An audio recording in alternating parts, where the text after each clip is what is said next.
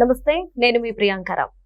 మనశంకర్ వరప్రసాద్ సినిమాకి సంబంధించి విజయ్ దేవరకొండ గారు బయటకు వచ్చి కొన్ని వ్యాఖ్యలు చేశారు. అంటే ఆయన చెప్పిన భావోద్వేగానికి లోనే చెప్పిన మాటలు ఏవైతే ఉన్నాయో అందరినీ కూడా ఒకసారి ఆలోచింపజేసే విధంగా ఉన్నాయి. మరి ఆయన ఏమన్నారు? సినిమాని ఈ రివ్యూలు లాంటి ఇచ్చి చంపేస్తున్నారు, ఈ రేటింగ్లు రివ్యూలు ఎవరిస్తున్నారు, ఎందుకు ఇస్తున్నారు, వీటి వల్ల నేను ఎన్నో నిద్రలేని రాత్రులు గడిపాను అంటూ ఆయన ఒక భావోద్వేగానికి లోనయ్యారు.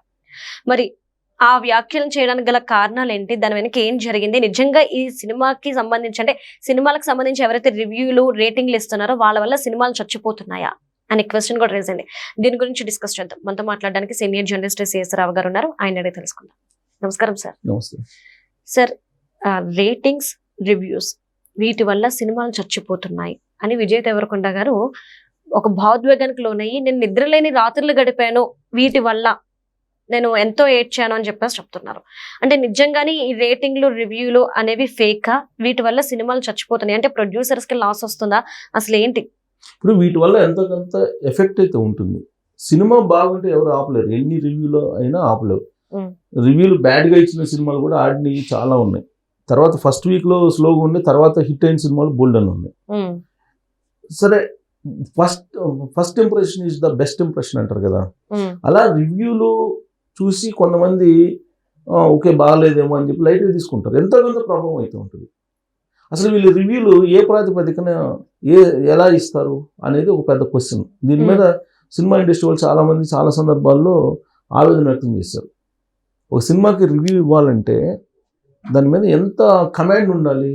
అసలు ఈ రివ్యూలు చెప్పే వాళ్ళకి చాలామందికి అసలు సినిమా ఎలా తీయాలి, సినిమా ఎలా తయారు చేస్తారు, ఎలా నిర్మిస్తారు, దాని వెనక ఎంతమంది కష్టపడతారు, ఎంతమంది కార్మికులు ఉన్నారు, ఇవన్నీ అసలు కనీసం వాళ్ళకి పూర్తి అవగాహన ఉండే చెప్తున్నారా? ఏం లేదు. ఆ వెబ్సైట్లో అటు ఇటు చూసి కొంచెం అటు ఇటు తిప్పేసి అందరూ ఎవరు పడితే వాళ్ళు రివ్యూలు చెప్పేస్తున్నారు. ఇప్పుడు సోషల్ మీడియా వచ్చిన తర్వాత అసలు రివ్యూలకి అర్థమే లేకుండా పోయింది. ఇంతకుముందు ఎలా ఉండేది, సినిమా రిలీజ్ అయిన తర్వాత వారం తర్వాత అప్పుడు రాసేవాళ్ళు అప్పట్లో. ఇవాళ అట్ట కాదు, ప్రతి వాళ్ళు రివ్యూ ఇచ్చేవాళ్ళే, ప్రతి వాళ్ళు రివ్యూలతో మాట్లాడేవాళ్ళే. దానికి తగ్గట్టు మళ్ళీ పిఆర్ఓ వ్యవస్థ ఒకటి, ఒక పెద్ద మాఫియా పిఆర్ఓ వ్యవస్థ.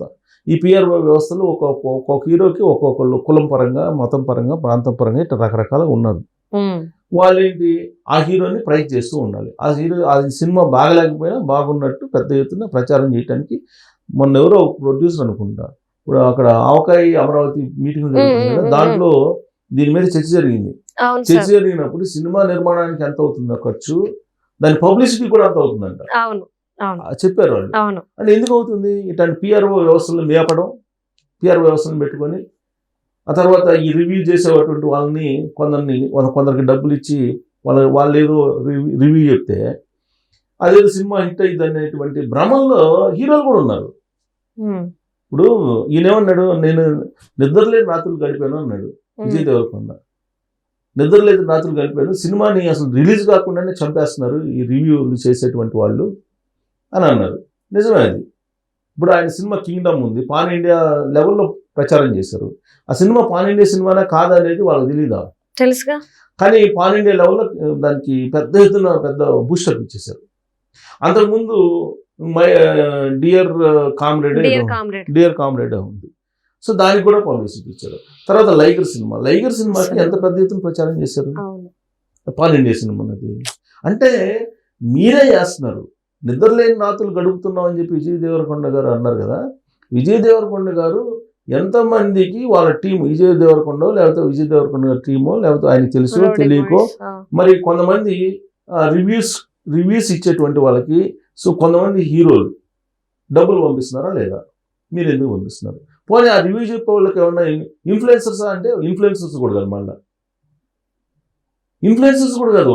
వాళ్ళు ఈ వీడియోలు చేస్తే కనీసం ఎప్పుడో 10,000 20,000 పోతాయి వాళ్ళు. కానీ పోనీ వాళ్ళకేమన్నా ఆ రివ్యూలు చేసే వాళ్ళకి ఎవరైతే వీళ్ళు ఎవరికైతే డబ్బులు పంపించారో వాళ్ళకేమన్నా శానిటీ ఉందా?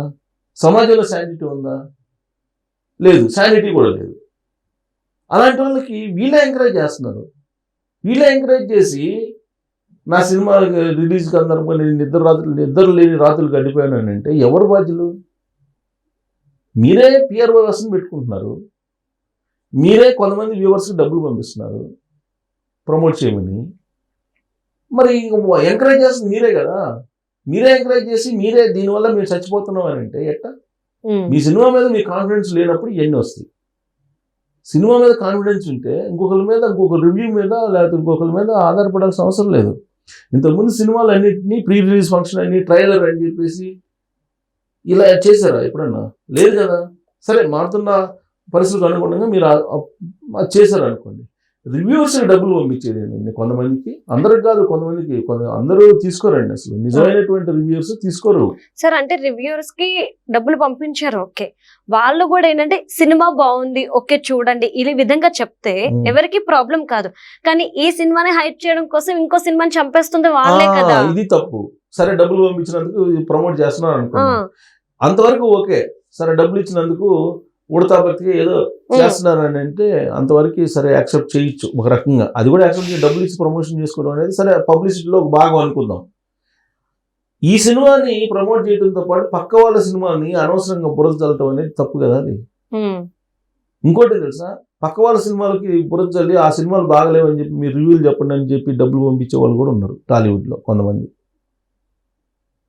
అది దుర్మార్గం కదా. అది అసలు థియేటర్లే లేక అక్కడ చాలా ఇబ్బందులు పడుతున్నారు. అదొక మాఫియా, అదొక రకంగా మాఫియా అని చెప్పి ఆ నలుగురు అని చెప్పి చాలా కాలంగా పబ్లిసిటీ చేశారు. చిన్న సినిమాలు చంపేస్తున్నారు అని చెప్పి కొన్ని రోజులు నానా రకాలుగా ఇబ్బందులు పడ్డారు. చిన్న సినిమాలు చంపేస్తున్నారని టాలీవుడ్లోనే. ఇప్పుడు ఈ రివ్యూవర్స్ పిఆర్ఓ వ్యవస్థ అనేది ఒక పెద్ద థ్రెటన్ అయిపోయింది టాలీవుడ్కి. ఎట్లా థ్రెటన్ అయిందంటే, వాళ్ళకు సంబంధించినటువంటి హీరో ఎవరో డబ్బులు ఇస్తే దాన్ని ప్రమోట్ చేయండి, ఇబ్బంది లే, నానా రకాలుగా అన్ని కోణాల నుంచి ప్రమోట్ చేసుకోండి. కానీ పక్క హీరో సినిమా సంబంధించినటువంటి దాన్ని ఫెయిల్ అని, అది బాగలేదని, అది నిర్మాణం టెంకాయ కొట్టినప్పుడు నుంచి స్టార్ట్ చేస్తారు వీళ్ళు. అది క్లాప్ కొట్టిన రోజు నుంచి స్టార్ట్ చేస్తారు. ఆ సినిమా బాగాలేదని, ఆ సినిమా కథ బాగాలేదని, ఆ సినిమాలో డైరెక్టర్ హీరోకి మంచి గ్యాప్ వచ్చిందని, లేదంటే హీరోయిన్ అలిగి వెళ్ళిపోయిందని, ఇట్లాంటివన్నీ పుట్టిస్తుంటారు. గాసిప్స్ పుట్టించి ఆ సినిమాని ఆదిలోనే చంపేస్తారు. బహుశా అందుకే విజయ్ దేవరకొండ నిద్ర లేదని రాత్రులు కలిపాను అని చెప్పి అతని మీద కుట్ర జరిగి ఉండొచ్చు ఏదన్నా. ఇప్పుడు అక్కడి నుంచి ఇక్కడికి ఎంత దూరం, ఇక్కడి నుంచి అంతే దూరం ఉంటుంది కదా. సో కాబట్టి కుట్ర జరిగి ఉండొచ్చు. ఇప్పుడు టాలీవుడ్లో ఉండేటువంటి ఒక పాపులర్ హీరోకి సంబంధించినటువంటి ఒక అతను కుమారుడు, ఆయన కుమారుడు సీనియర్ వెటరన్ హీరో కుమారుడు డబ్బులు ఒక అతనికి పంపిస్తాడు. ఎందుకు పంపిస్తున్నాడు? హైప్ కోసం. మూవీ ఎప్పుడో రిలీజ్ అవుతుంది, దానికి ఇప్పుడు హైప్. ఆ డబ్బులు పంపించి అతను చెప్తే ఎవడన్నా వింటాడండి? పని ఇన్ఫ్లుయెన్సర్ పని కాదు. పెద్ద ఇతను ఇన్ఫ్లుయెన్సర్ పంపించాడు. అన్వేష ఏదో ఉన్నాడు ఒకడు, నాన్ వేష్ అలాంటి వాళ్ళకి ఇచ్చిన ఇన్ఫ్లుయెన్సర్ అతను. అర్థం ఉంది. ఇక్కడ రోడ్ల మీద తిరిగి పోలీసులు నిఘాలో ఉండే వాళ్ళకి డబ్బులు ఇచ్చేసి నువ్వు రివ్యూలు పెట్టుకొని నీ సినిమా బాగుందని చెప్పి చెప్పమంటే, ఆ ఇచ్చిన వాళ్ళకన్నా ఉండాలి, తీసుకున్నాడు ఎట్టనే తీసుకుంటాడు అనుకోండి. ఇచ్చిన వాళ్ళకన్నా ఉండాలి కదా. ఇచ్చే వాళ్ళకి ఎట్టిస్తారు? ఎందుకు ఇస్తారు అసలు? మరి వీళ్ళ చేత చెప్పిస్తే ఆ సినిమా వీళ్ళ గురించి జనాలకు తెలుసు, ప్రేక్షకులకు తెలుసు. అసలు సినిమా చూసే వాళ్ళు ఈ రివ్యూలు చూడరండి. ఎవరు చూస్తారు? ఎందుకు చూస్తారు? సినిమా బాగుంటే చూస్తారు, బాగుందని చెప్పి చూస్తారు, పోతారు, అంతే తప్ప చూడరు. ఒకటి. రెండు ఏంటంటే, ఇంకొక హీరో ఆయన పాన్ ఇండియాకి ఎదగాలని కోరిక. ఆయన కూడా డబ్బులు పంపిస్తున్నాడు అతనికి, ఆ రివ్యూవర్స్కి. అసలు ఆ రివ్యూ చేసే అతను చాలా మందికి తెలియదు. కానీ టాలీవుడ్ వాళ్ళు ఎందుకు పంపిస్తున్నారో తెలియట్లా. అంటే వాళ్ళకి వచ్చిన వ్యూస్ చూపించేస్తున్నారు, ఇన్ని వ్యూస్ వచ్చినాయి కదా, సో నేను 10 ఛానల్కి వెళ్తాను, 10 ఛానల్లో కనపడతాను, 10 ఛానల్లో నేను చెప్తానని చెప్పి చెప్తుండొచ్చు ఈయన. చెప్పుండొచ్చు. వాళ్ళు ఎట్టిస్తారు?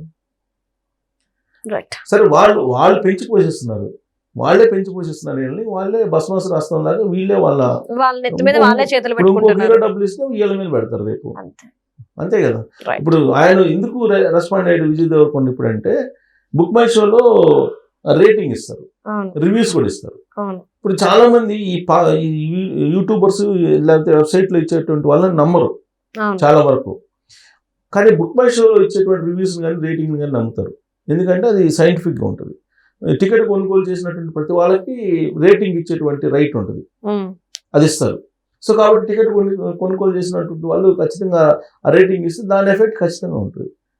ఇప్పుడు ఢిల్లీ హైకోర్టుకి వెళ్ళేసి ఆ రేటింగ్ లేకుండా రేటింగ్ ఆప్షన్ కొట్టేయించేసారు. ఇది మన శంకర వరప్రసాద్కి సంబంధించి.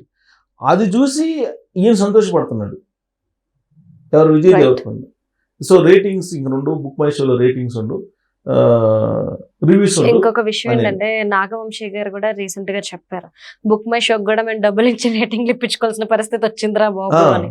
అదే అలాంటి పరిస్థితి వచ్చింది. రేటింగ్ సంస్థలకు మేము ఇచ్చి ఎందుకు ఇస్తారు?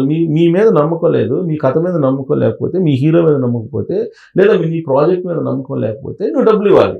నమ్మకం ఉంటే ఇవ్వాల్సిన అవసరం లేదు. అంతే కదా, నమ్మకం ఉంటే డబ్బులు ఎందుకు? జనరల్ పబ్లిసిటీ ఎలాగో వస్తుంది కదా. నువ్వు ప్రీ రిలీజ్ ఫంక్షన్స్ పెట్టుకుంటున్నారు, ట్రైలర్ ఫంక్షన్ ఇస్తున్నారు, సోషల్ మీడియాలో బాగుందంటే చూస్తారు. నువ్వు బాగాలేని సినిమాని ఎంత చేసినా ఓపెనింగ్స్ వస్తాయి, కాకపోతే కొంచెం ఎక్కువగా. ఇది ఫస్ట్ డే ఓపెనింగ్స్ ఏమైనా ఎక్కువ రావచ్చేమో, కానీ మామూలుగా ఎందుకు వస్తుంది? సినిమా బాగాలేదంటే ఎందుకు వస్తుంది? ఇప్పుడు ప్రభాస్ సినిమా ఉంది, ప్రభాస్ కన్నా పెద్ద హీరో ఉన్నారా ఇప్పుడు? అతను పాన్ హీరోనే కదా కలెక్షన్స్ పరంగా నేను చెప్పేది. మరి అతని సినిమా రాజాసాబ్కి ప్రమోషన్ ఇస్తే ఆడిచ్చేస్తారా? ఆడుతుందా? మరి ఎందుకు ఆడలేదు రాజాసాబ్? రాజాసాబ్ మరి పబ్లిసిటీ ఇస్తూ ఆడుతుందా బాగాలేకుండా? ఉండాలి కదా. పెద్దోళ్ళు చెప్తారు, ఎంటుకలు ఉంటే ఏ కుప్పైనా పెట్టుకోవచ్చు, ఎంటుకలు వెళ్ళిన తర్వాత కుప్పేం పెడతారు దానికి. సో కాబట్టి ముందు వాళ్ళని పిఆర్ఓ వ్యవస్థను పెంచి పోషిస్తుంది కానీ, రివ్యూవర్స్ని పెంచి పోషిస్తుంది కానీ సినిమా ఇండస్ట్రీ వాళ్ళు తీసుకోవాలి. ఈ రేటింగ్ పోయినాయి, రివ్యూస్ పోయినాయి అని చెప్పి ఇప్పుడు సంతోషపడితే, ఇప్పుడు ఢిల్లీ హైకోర్టు ఇచ్చింది, రేపు సుప్రీంకోర్టుకి వేస్తాడు బుక్ మై షో వాళ్ళు. సుప్రీంకోర్టుకి వెళ్తే అక్కడ క్లియర్ చేసుకుంటాడు, ఏమైంది మళ్ళీ మొదలు పెడతారు. Thank you so much sir.